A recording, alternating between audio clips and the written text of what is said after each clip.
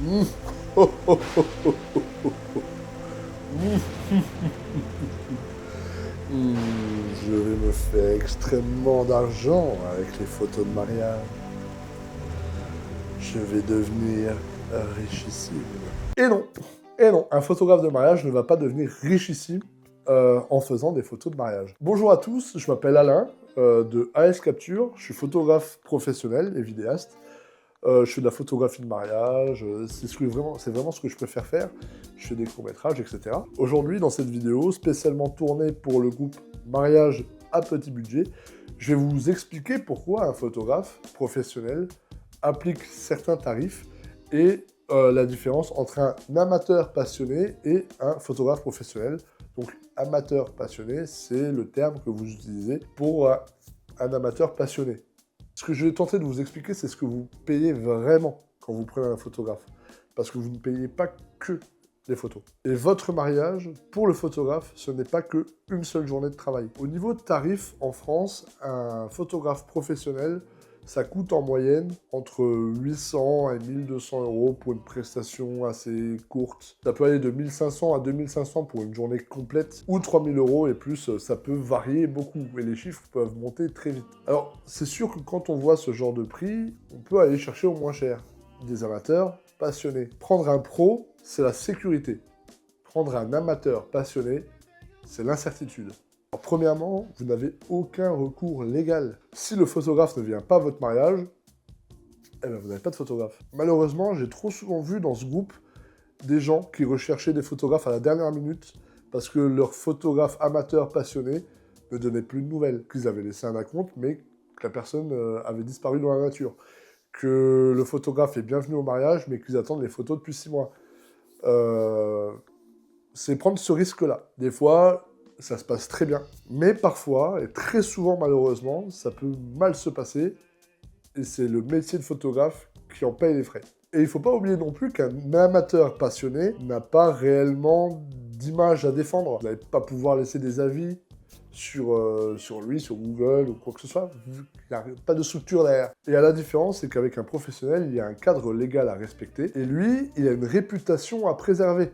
Prendre un amateur passionné, c'est aussi prendre quelqu'un qui n'a pas forcément d'assurance professionnelle, vu qu'il n'est pas pro. Parce que les accidents, ça arrive vite. S'il casse quelque chose dans la salle, s'il blesse quelqu'un malencontreusement, c'est bête, mais ça peut arriver très vite. C'est déjà arrivé.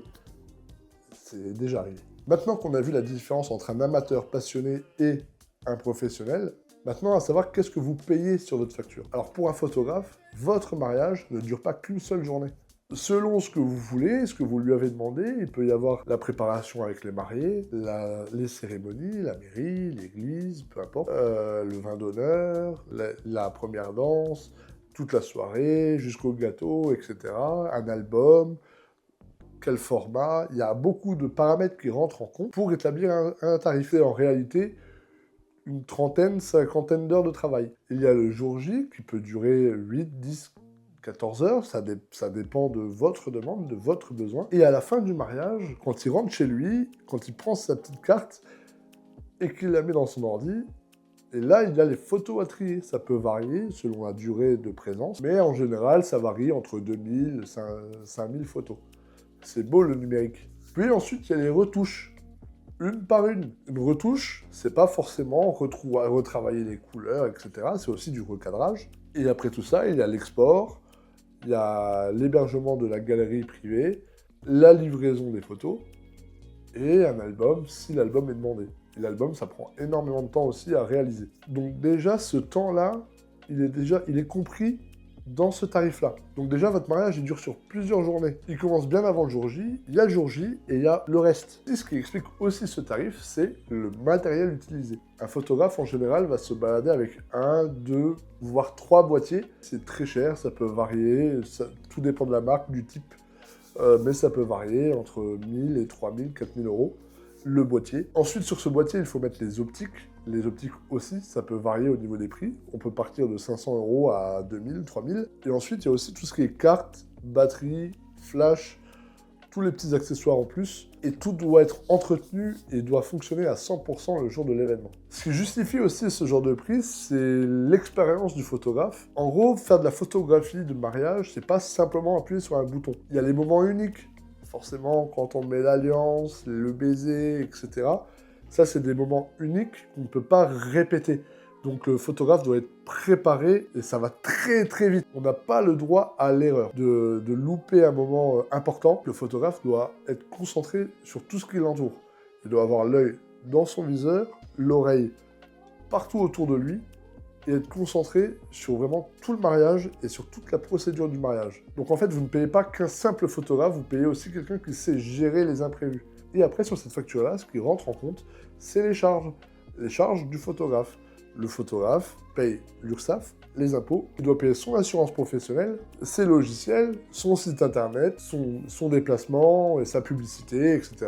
Tout ce genre de charges. Donc même si vous payez votre photographe 1000, 1500 €, dans sa poche, il n'y aura pas 1000 ou 1500 €. Il y aura largement moins. C'est pour ça que je vous invite à avoir un nouvel œil sur la photographie de mariage, et il ne faut pas voir ça comme un prestataire pour un événement, il faut plutôt voir ça comme un investissement sur la durée. Votre mariage, en général, c'est une seule journée. Les photos, c'est toute une vie. Les photos de mariage, en fait, racontent votre histoire à vos enfants, à vos petits-enfants, aux enfants de vos petits-enfants, etc., et ainsi de suite. Le jour du mariage passe à une vitesse folle. Cette journée, à peine commencée, est déjà terminée pour vous. La préparation vous prend énormément de temps, vous avez le jour J, et le lendemain, vous vous dites « Waouh, c'est déjà fini ». C'est passé si vite. Le photographe de mariage, il est là pour récupérer l'ambiance, l'émotion, les éclats de rire, les mains qui se serrent, les câlins, les bisous, les sourires. Et beaucoup de ces moments-là, vous ne les verrez pas. Vous ne les verrez qu'uniquement après avoir vu les photos. Et dans quelques années, quand vous les ressortirez, quand vous les regarderez à nouveau, dans 10 ans, dans 20 ans, dans 30 ans, vous les montrerez peut-être à vos petits-enfants. Et un jour, ces photos-là deviendra votre histoire familiale. Parce qu'au final, quand la fête est terminée, quand les souvenirs commencent à s'estomper, ce sont les photos qui restent pour vous raconter cette fabuleuse journée. C'est beau? C'est moi. C'est pour ça que je vous invite grandement à imprimer vos photos. Une clé USB, ça se perd, ça se dégrade. Une sauvegarde numérique, ça se perd, ça se dégrade. Le photographe ne va pas forcément héberger vos photos pendant des années et des années. Moi, par exemple, je garde l'intégralité des photos brutes de chaque mariage pendant 2 ou 3 ans. Mais ensuite, je solde, j'efface et je récupère un peu d'espace, etc. C'est pour ça que je vous invite à demander, ou soit de faire un album photo, que vous pouvez garder, imprimer en 2, 3 fois. C'est quand même quelque chose qui n'a pas besoin d'énergie, de batterie, c'est pas quelque chose de volatile, comme une photo sur un ordinateur qui peut se perdre en 3 clics. Maintenant, je vais vous donner quelques conseils pour trouver votre photographe. Ne vous fiez pas à un profil de photographe Instagram, parce que le photographe va forcément sélectionner ses photos préférées, ses 10 photos préférées, etc. Et ça ne reflète pas forcément son travail. Demandez-lui à voir un mariage complet lors d'un rendez-vous. Vous lui payez un café, il sera content, il viendra avec son ordinateur et il vous montrera comment lui trie ses photos, comment il les range sur la clé USB que vous allez avoir ou autre.